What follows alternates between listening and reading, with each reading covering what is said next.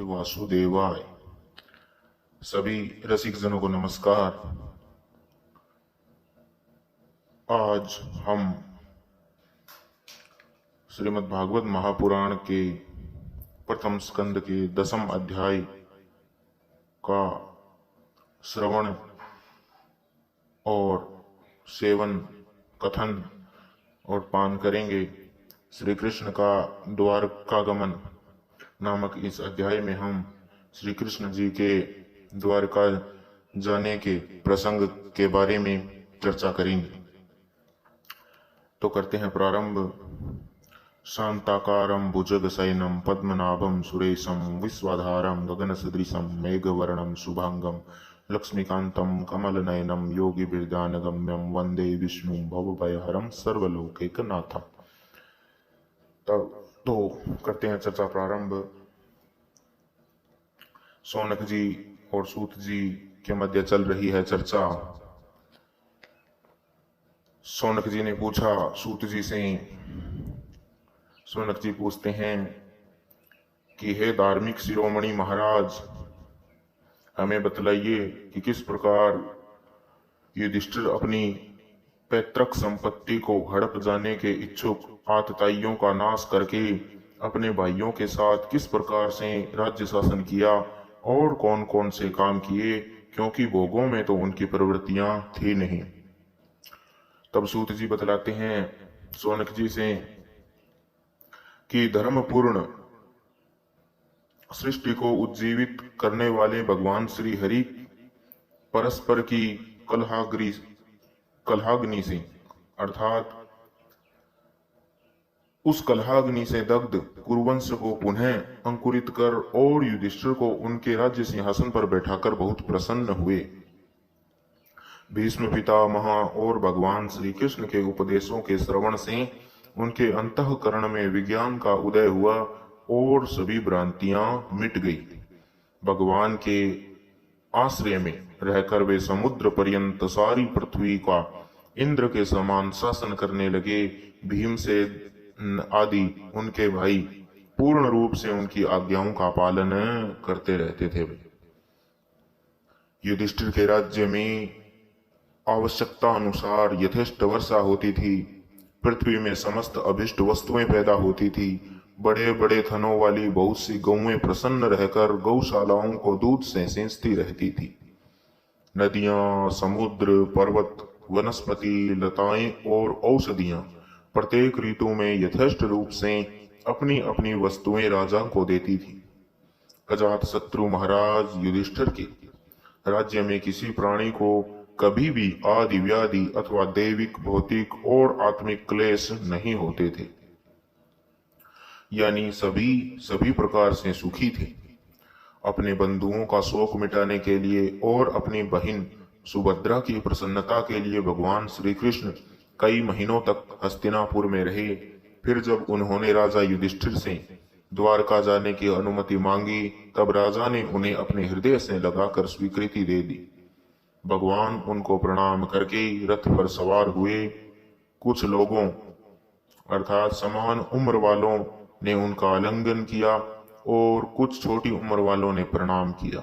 उस समय सुभद्रा, द्रौपदी, कुंती, उत्तरा, गांधारी, धृतराष्ट्र, युयुत्सु, कृपाचार्य, नकुल, सहदेव, भीमसेन, धौम्य और सत्यवती आदि सब मूर्छित से हो गए थे वियोग के कारण। भगवान श्री कृष्ण जब उन्हें छोड़कर जा रहे थे, इसलिए वे सारंगपाणी श्री कृष्ण का विरह न सह सके। भगवत भक्त सत्पुरुषों के संग से जिसका दुख छूट गया है और जिसका दुसंग अर्थात बुरी संगति छूट गई है, वह विचारशील पुरुष भगवान के मधुर मनोहर सुयश को एक बार भी सुन लेने पर फिर उसे छोड़ने की कल्पना भी नहीं करता। उन्हीं भगवान के दर्शन तथा स्पर्श से, उनके साथ आलाप करने से तथा साथ ही साथ सोने, उठने, बैठने और भोजन करने से जिनका संपूर्ण हृदय उन्हें समर्पित हो चुका था, वे पांडव भला उनका विरह कैसे सह सकते थे। उनका चित्त द्रवित हो रहा था। वे सब के सब निर्विशेष नेत्रों से भगवान को देखते हुए स्नेह बंधन से बंधकर जहां तहां दौड़ रहे थे। भगवान श्री कृष्ण के घर से चलते समय उनके बंधुओं की स्त्रियों के नेत्र उत्कंठावश उमड़ते हुए आंसुओं से भर आए, परंतु इस भय से कि कहीं यात्रा के समय अशकुन न हो जाए, उन्होंने बड़ी कठिनाई से उन्हें रोक लिया। अर्थात भगवान श्री कृष्ण जा रहे थे और वे रोते, विलाप करते, दुख प्रकट करते, तो उन्हें यह आशंका थी कि यह तो एक अपशगुन होगा, इसलिए उन्होंने अपने विरह के आंसुओं को रोका। भगवान के प्रस्थान के समय मृदंग, शंख, भेरी, वीणा, ढोल, नरसिंगे, धुंधुरी, नगाड़े, घंटे और दुंदुबियां आदि बाजे बजने लगे। भगवान के दर्शन की लालसा से कुरु वंश की स्त्रियां अटारियों पर चढ़ गईं और प्रेम, लज्जा एवं मुस्कान युक्त चितवन से भगवान को देखती हुई उन पर पुष्पों की वर्षा करने लगी। उस समय भगवान के प्रिय सखा घुंघराले बालों वाले अर्जुन ने अपने प्रियतम श्री कृष्ण का वह श्वेत छत्र, जिसमें मोतियों की झालर लटक रही थी और जिसका डंडा रत्नों का बना हुआ था, अपने हाथ में ले लिया। उद्धव और सात्यकी बड़े विचित्र चंवर डुलाने लगे। मार्ग में भगवान श्री कृष्ण पर चारों ओर से पुष्पों की वर्षा हो रही थी। बड़ी ही मधुर झांकी थी। जहां तहां ब्राह्मणों के दिए हुए सत्य आशीर्वाद सुनाई पड़ रहे थे। वे सगुण भगवान के तो अनुरूप ही थे, क्योंकि उनमें सब कुछ है, परंतु निर्गुण अनुरूप नहीं थे, क्योंकि उनमें कोई प्राकृत गुण नहीं है। हस्तिनापुर की कुलीन रमणियां, जिनका चित्त भगवान श्री कृष्ण में रम गया था, आपस में कुछ ऐसे बातें कर रही थी जो सबके कान और मन को आकृष्ट कर रही थी। वे चर्चा कर रही थी कि हे सखियों, ये वे ही सनातन परम पुरुष है जो प्रलय के समय भी अपने अद्वितीय निर्विशेष स्वरूप में स्थित रहते हैं। उस समय सृष्टि के मूल ये तीनों गुण भी नहीं रहते। जगदात्मा ईश्वर में जीव भी लीन हो जाते हैं और महतत्व आदि समस्त शक्तियां अपने कारण अव्यक्त में सो जाती हैं। उन्होंने फिर अपने नाम रूप रहित स्वरूप में नाम रूप के निर्माण की इच्छा की तथा अपनी काल शक्ति से प्रेरित प्रकृति का, जो कि उनके अंशभूत जीवों को मोहित कर लेती है और सृष्टि की रचना में प्रवृत्त रहती है, उसका अनुसरण किया और व्यवहार के लिए वेद आदि शास्त्रों की रचना की। इस जगत में जिसके स्वरूप का साक्षात्कार जितेंद्रिय योगी और अपने प्राणों को वश में करके भक्ति से प्रफुल्लित निर्मल हृदय में किया करते हैं, ये श्री कृष्ण वही साक्षात परब्रह्म है। वास्तव में इन्हीं की भक्ति से अंतःकरण की पूर्ण शुद्धि हो सकती है, योग आदि के द्वारा नहीं। हे सखी, वास्तव में ये वही हैं जिनकी सुंदर लीलाओं का गायन वेदों में और दूसरे गोपनीय शास्त्रों में व्यास आदि रहस्यवादी ऋषियों ने किया है, जो कि अद्वितीय ईश्वर हैं और अपनी लीला से जगत की सृष्टि, पालन तथा संहार करते हैं, परंतु उनमें कभी आसक्त नहीं होते। जब तामसी बुद्धि वाले राजा अधर्म से अपना पेट पालने लगते हैं, तब ये ही सत्व गुण को स्वीकार कर ऐश्वर्य, सत्य, रित, दया, यश प्रकट करते हैं और संसार के कल्याण के लिए युग युग में अनेकों अवतार धारण करते हैं।